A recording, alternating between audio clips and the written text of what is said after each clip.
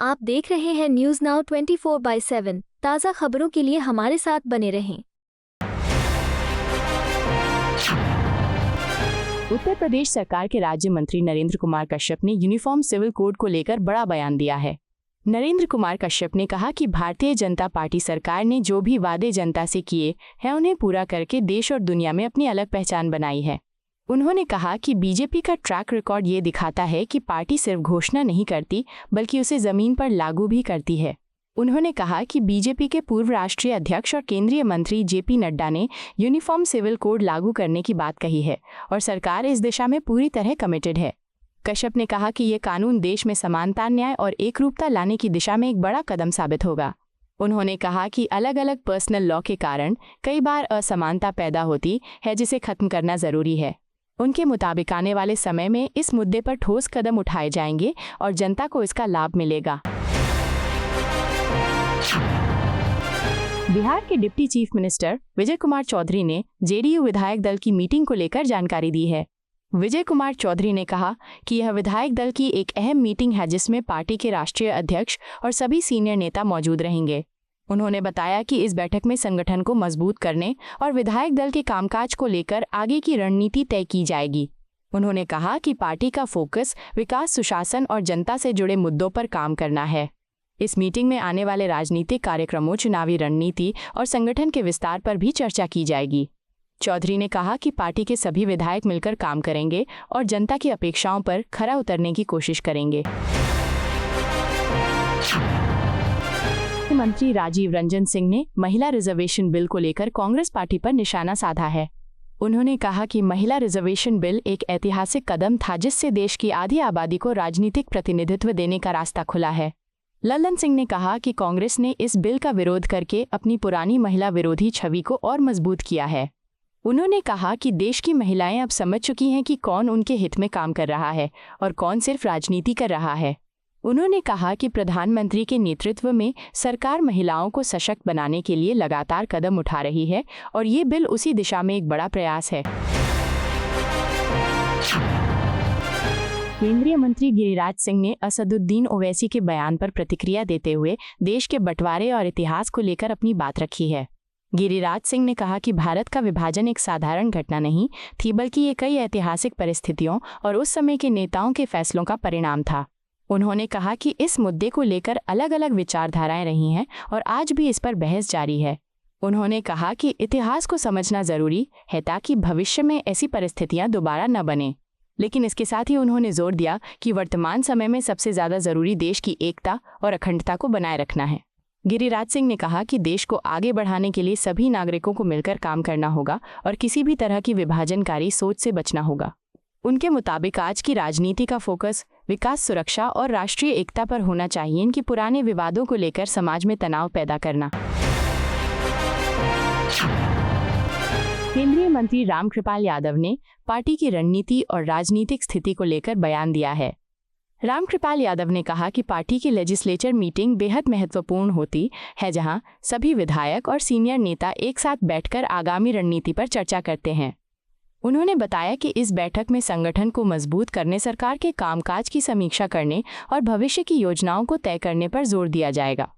उन्होंने कहा कि लोकतंत्र में सामूहिक निर्णय लेना बहुत जरूरी होता है, इसलिए पार्टी के सभी फैसले आपसी कोऑर्डिनेशन और समझ के साथ लिए जाते हैं। रामकृपाल यादव ने यह भी कहा कि पार्टी का मुख्य उद्देश्य जनता के हित में काम करना और विकास की गति को तेज करना है। उन्होंने भरोसा जताया कि सभी नेता मिलकर ऐसी रणनीति बनाएंगे जिससे सरकार की कार्यक्षमता और बेहतर हो सके। शिवसेना की राष्ट्रीय प्रवक्ता शाइना एनसी ने महिला रिजर्वेशन बिल को लेकर विपक्ष पर निशाना साधते हुए बड़ा बयान दिया है। शाइना एनसी ने कहा कि नारी शक्ति वंदन अधिनियम देश की महिलाओं के लिए एक ऐतिहासिक अवसर है जिससे राजनीति में उनकी भागीदारी को नई दिशा मिल सकती है।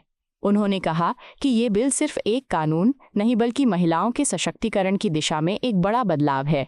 उन्होंने विपक्ष से अपील करते हुए कहा कि इस मुद्दे पर राजनीति नहीं की जानी चाहिए और सभी दलों को एकजुट होकर महिलाओं के अधिकारों का समर्थन करना चाहिए।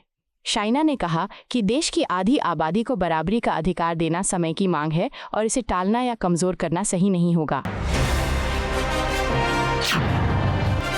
समाजवादी पार्टी के विधायक महबूब अली ने महिला रिजर्वेशन बिल को लेकर सरकार पर सवाल उठाए हैं। महबूब अली ने कहा कि 2023 में महिला रिजर्वेशन बिल संसद से पास हो चुका है, लेकिन अब तक इसे लागू नहीं किया गया है, जिससे सरकार की नीयत पर सवाल खड़े होते हैं। उन्होंने कहा कि अगर सरकार सच में महिलाओं को सशक्त बनाना चाहती है तो उसे बिना देरी के इस कानून को लागू करना चाहिए। उन्होंने आरोप लगाया कि सरकार इस मुद्दे को केवल चुनावी फायदे के लिए इस्तेमाल कर रही है, जबकि ज़मीनी स्तर पर कोई ठोस कदम नहीं उठाया जा रहा है। महबूब अली ने कहा कि महिला सशक्तिकरण सिर्फ घोषणा करने से नहीं होता, बल्कि उसे लागू करना ज़्यादा ज़रूरी है। बिहार में बीजेपी नेता विजय कुमार सिन्हा ने महिला सशक्तिकरण और महिला रिजर्वेशन बिल को लेकर विपक्ष पर तीखा हमला बोला है। विजय कुमार सिन्हा ने कहा कि ये समय देश की महिलाओं को मिले राजनीतिक अधिकारों और सशक्तिकरण का जश्न मनाने का है। उन्होंने प्रधानमंत्री नरेंद्र मोदी के नेतृत्व की सराहना करते हुए कहा कि सरकार ने जो वादा किया था उसे पूरा करने की दिशा में ठोस कदम उठाए हैं। उन्होंने आरोप लगाया कि विपक्षी पार्टियां महिलाओं की गरिमा का सम्मान करने में विफल रही हैं और लोकतंत्र में उनकी भागीदारी को बढ़ाने के इस ऐतिहासिक अवसर को भी गंवा दिया है। उन्होंने कहा कि तृणमूल कांग्रेस और समाजवादी पार्टी जैसी पार्टियों ने इस मुद्दे पर लोगों को गुमराह करने और भ्रम फैलाने का काम किया है। सिन्हा ने कहा कि महिला रिजर्वेशन बिल केवल एक कानून नहीं बल्कि सामाजिक बदलाव की दिशा में बड़ा कदम है, जिससे संसद और विधानसभाओं में महिलाओं की भागीदारी बढ़ेगी। बीजेपी सांसद अनुराग ठाकुर ने पश्चिम बंगाल की मुख्यमंत्री ममता बनर्जी के बयान पर तीखी प्रतिक्रिया दी है।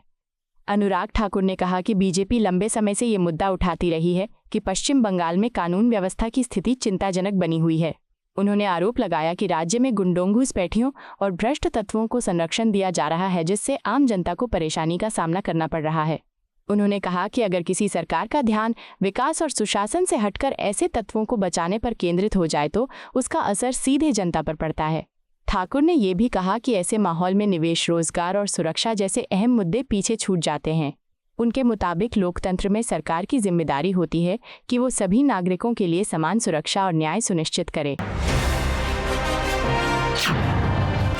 जेडीयू के मुख्य प्रवक्ता नीरज कुमार ने धर्म और संविधान को लेकर बयान दिया है।